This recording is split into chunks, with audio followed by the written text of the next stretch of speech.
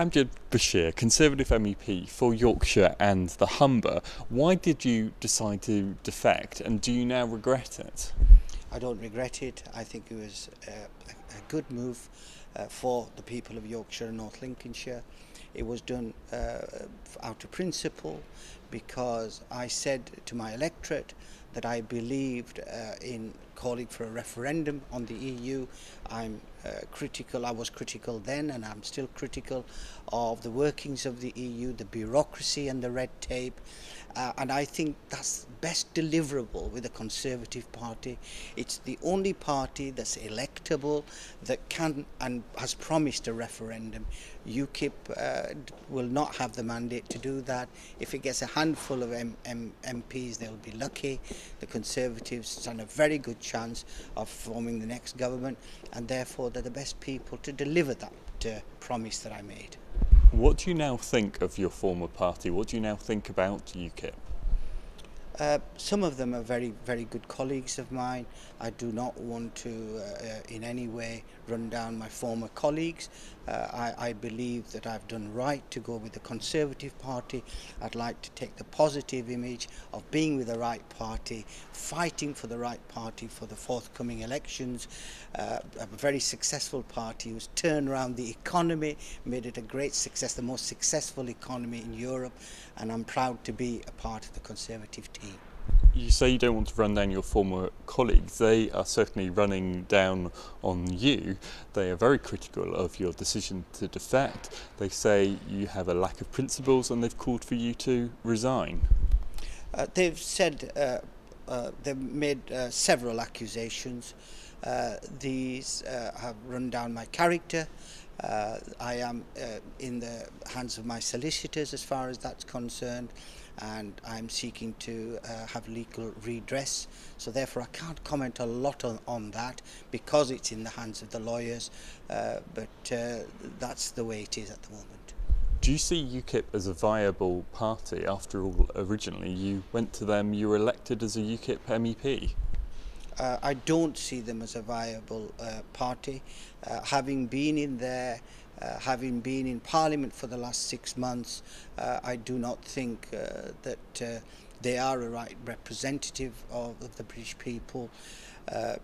It's not right that having been elected, that you do not participate in committees, that you do not vote but only one way, and that is negative. I think out of principle, I'm elected here, I get paid here, and therefore I have to do a good job for my country. And I will work tirelessly to get the legislation reformed. I will work tirelessly to bring back some of the money that our taxpayers pay into here, which UKIP fails to do. Always it has a dogma which says that we do not want to accept the existence of the EU. Well, I'm sad to say it, but it does exist and it does have these powers. We've had several treaties, including Maastricht, Lisbon, Rome, and they have these powers, and we have to fight against that to get the powers back. And I've always believed in being a team player, and not being able to participate is not my way. Let's take then in turn some of the accusations against you. First of all, on your previous political parties that you've been a part of. Were you previously a member of the Respect Party, for example, as well as the Labour Party, the Conservatives and other local parties in the Bradford area? Do you accept that you were once involved and members of those parties? Look, I've always been, in both spirit and in mind, a Conservative. For a good number of years I've been a Conservative member. I think I made a mistake in going to UKIP. I've learnt by that, and I'm back as a Conservative member and a Conservative member of the European Parliament. I think in a journey, a lifetime's journey, I'm 62 years old, to actually to have a look at other parties is not a sin, it's not a crime. But having said that, in spirit and in mind, I am a Conservative. I'm glad to be back as a Conservative member. So nothing wrong from your point of view in changing parties over time, but do you admit that you were previously in the Labour Party, and do you admit you were previously in Respect, as has been claimed by those parties? I have been a long time ago at the behest of my parents. My father was a wool worker in the mills, and he believed in the unions and the Labour Party. Although I disagreed with him, I did become a member of the Labour Party, but I wasn't an official. I wasn't elected in any post. I didn't get a salary or anything. I just was a mere member. I am now an elected member of Parliament, European Parliament, for the Conservative Party. I believe in the Conservative Party, therefore I'm in the right place at the right time. And on the Respect Party says it has evidence that you were a member, that it has evidence that you were previously involved as a Respect Party member. You were a candidate in a county council election for them and then deselected, is what they claim. George Galloway is a lonely man who wants to get some respect, hence the pun, and he wants to be in the limelight. I am a Conservative Member of Parliament. I am a Conservative. I want to work for the Conservative Party. Were you previously in Respect? I was never a member of Respect. Let me ask you then about some of the other accusations that have been positioned against you. Do you have links with Pakistani extremists? Not at all. If you look at my record, I am very much against the Taliban. I have made several speeches. They're always available on YouTube. I do sit on a very important community of human rights. Therefore, I get approached by a lot of people, politicians. Now, it's accused, some of the accusations are against the MQM. Now, MQM is a political party which in the last 20 years has been in coalition government in Pakistan. Its members have had several meetings with our own MPs and ministers in the United Kingdom. They're not on a Home Office list of prescribed parties, etc.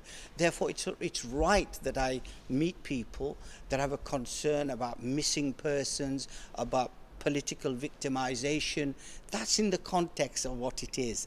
I am not a member of any of these parties. I have never been, never intend to be. It's only right that if people come to me and say we're victims of persecution, I look at that and then I present the case to the Committee of Human Rights. UKIP have made claims that you have at least questionable finances and employment issues hanging over from the past. Do you accept that you have some of these issues? Are there things that you would openly allow to be investigated when it comes to your business practices and when it comes to your finances as an MEP? I have no issues to answer. It's an open book. I have nothing to hide. These are all baseless accusations, and I said earlier, they're in the hands of my lawyers. What about from the point of view of your new colleagues, your new Conservative colleagues? When you meet with MEPs, Conservative MEPs around the Parliament, they are scared to be seen with you because of this long list of accusations. Isn't it the case that perhaps you're not well suited as a Conservative MEP? Far from it.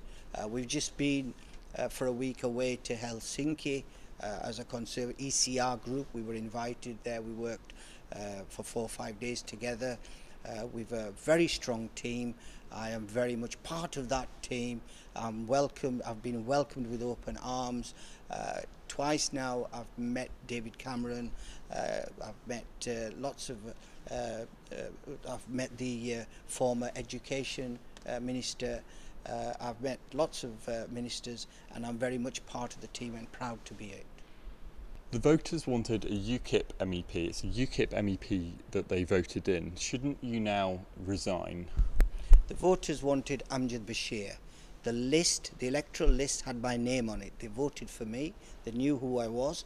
They knew what I stood for, and that's what I'm going to stand for, and I'm going to represent them well.